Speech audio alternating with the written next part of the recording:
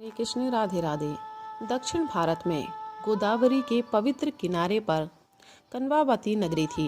वहाँ रामदास नाम के एक भगवत भक्त रहते थे। वे जाति के चमार थे। घर में मूली नाम की पतिव्रता पत्नी थी और एक सुशील बालक था।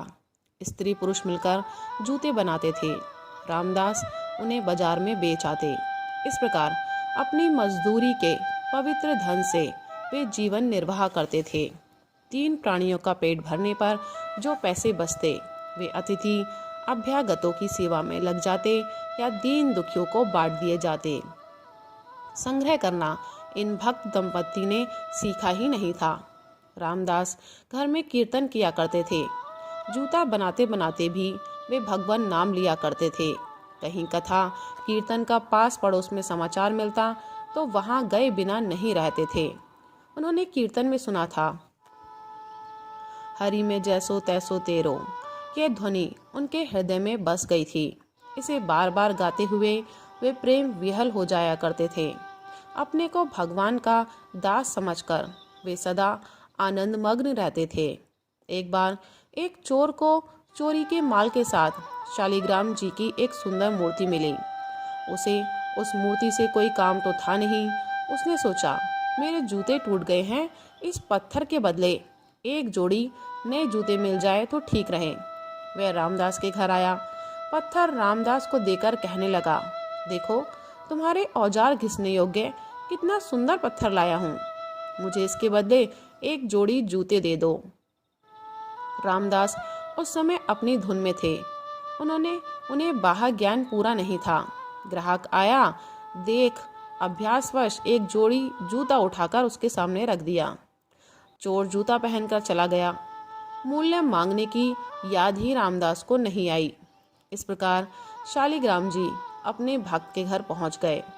रामदास अब उन पर औजार घिसने लगे। एक दिन उधर से एक ब्राह्मण देवता निकले। उन्होंने देखा कि यह चमार दोनों पैरों के बीच शालिग्राम जी की सुंदर मूर्ति दबाकर उस पर औजार घिस रहा है। ब्राह्मण को दुख हुआ यह देखकर। वे आकर कहने लगे, भाई मैं तुमसे एक वस्तु मांगने आया हूँ। ब्राह्मण की इच्छा पूरी करने में तुम्हें पुण्य होगा। तुम्हारा ये पत्थर मुझे बहुत सुंदर लगता है, तुम इसको मुझे दे दो।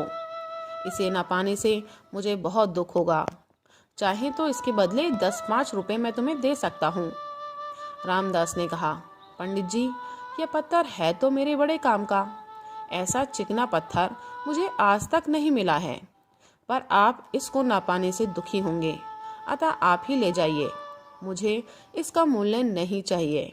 आपकी कृपा से परिश्रम करके मेरा और मेरे स्त्री पुत्र का पेट भरे इतने पैसे मैं कमा लेता हूँ।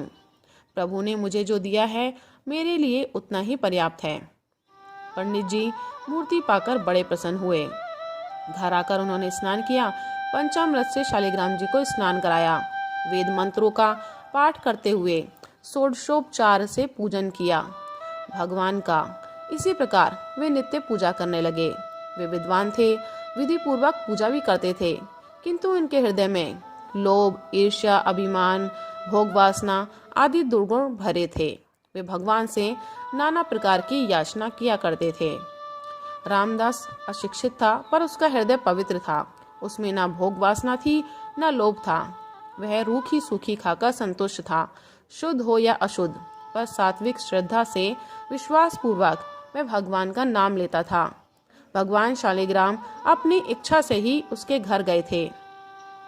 जब वह भजन गाता हुआ भगवान की मूर्ति पर औजार घिसने के लिए जल छोड़ता, तब प्रभु को लगता कि कोई भक्त पुरुष सूक्त से मुझे स्नान करा रहा है।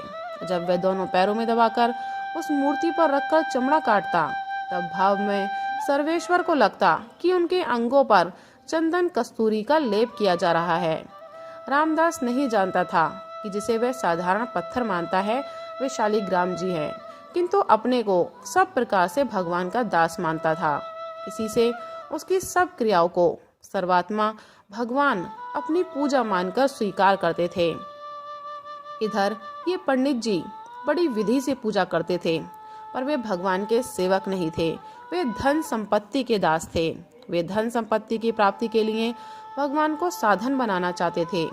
भगवान को ये कैसे रुचता, वे तो निस्वार्थ भक्ति के वश में हैं।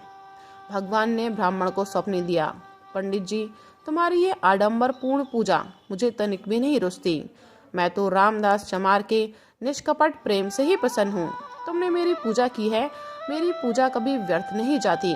अतः तुम्हें धन और यश मिलेगा, पर मुझे तुम उस चमार के घर प्रातःकाल ही पहुंचा दो। भगवान की आज्ञा पाकर ब्राह्मण डर गया। दूसरे दिन सवेरे ही स्नान आदि करके शालिग्राम जी को लेकर वह रामदास के घर पहुंचा। उसने कहा, रामदास, तुम धन्य हो, तुम्हारे माता पिता धन्य हैं, तुम बड़े पुण्यात्मा हो। भगवान को तुमने वश में कर लिया है। ये भगवान शालिग्राम हैं, अब तुम इनकी पूजा करना। मैं तो पापी हूँ, इसलिए मेरी पूजा भगवान को पसंद नहीं आई। भाई, तुम्हारा जीवन पवित्र हो गया, तुम तो भवसागर से पार हो चुके। रामदास ने ब्राह्मण के चरणों में प्रणाम किया। उनका हृदय भगवान की कृपा का अनुभव करके आनंद में भर गया। वे सोचने लगे, मैं दीन, अज्ञानी, नीच जाति का पापी प्राणी हूँ। न मुझ में शौच है, न सदाचार। रात दिन चमड़ा छीलना मेरा काम है। मुझ जैसे अधम पर भी प्रभु ने इतनी कृपा की। प्रभु, तुम सचमुच ही पतित पावन हो। भगवान को एक छोटे सिंहासन पर विराजमान कर दिया उन्होंने। अब वे नित्य पूजा करने लगे। धंधा रोजगार प्रेम की बाढ़ में बह गया। वे दिन भर रात भर कीर्तन करते, कभी हंसते, कभी रोते, कभी गाना गाते, कभी नाचने लगते, कभी गुमसुम बैठे रहते। भगवान के दर्शन की इच्छा से कातर कंठ से पुकार करते, दयाधाम, जब एक ब्राह्मण के घर को छोड़कर आप इस नीच के यहाँ आए, तब मेरे नेत्रों को अपनी अद्भुत रूप माधुरी दिखाकर कृतार्थ करो। हे नाथ, मेरे प्राण तुम्हारे बिना तड़प रहे हैं। रामदास की व्यथित पुकार सुनकर भगवान एक ब्राह्मण का रूप धारण कर उसके यहाँ पधारे। रामदास उनके चरणों पर गिर गए और गिड़गिड़ाकर प्रार्थना करने लगे कि भगवान का दर्शन हो, मुझे आप कोई ऐसा उपाय बताइए। भगवान ने कहा, तुम इसको छोड़ दो। बड़े बड़े योगी मुनि जन्म जन्म तप ध्यान आदि करके भी कदाचित ही भगवान का दर्शन पाते हैं। पर रामदास का विश्वास डिगने वाला नहीं था। वे बोले, प्रभु, आप ठीक कहते हैं, मैं नीच हूँ, पापी हूँ। मेरे पाप एवं नीचता की ओर देखकर तो भगवान मुझे दर्शन कदापि नहीं दे सकते, परंतु मेरे वे स्वामी तो दीन बंधु हैं, दया के सागर हैं। अवश्य ही वे मुझे दर्शन देंगे, अवश्य ही वे इस अधम को अपनाएंगे। अब भगवान से रहा नहीं गया। भक्त की आतुरता एवं विश्वास देखकर वे अपने चतुर्भुज स्वरूप से प्रकट हो गए। प्रभु ने कहा, रामदास, यह ठीक है कि जाति नहीं बदल सकती, किंतु मेरी भक्ति से भक्त का पद अवश्य बदल जाता है। मेरा भक्त ब्राह्मण हो, देवताओं का भी आदरणीय हो जाता है। तुम मेरे दिव्य रूप के दर्शन करो। रामदास भगवान का दर्शन करके कृतार्थ हो गया। तो प्रभु प्रेमियों, प्रभु भक्तों, आप भी अपनी श्रद्धा, प्रेम, विश्वास बनाए रखिए और प्रभु की कृपा की अनुभूति कीजिए। राधे राधे, हरे कृष्ण।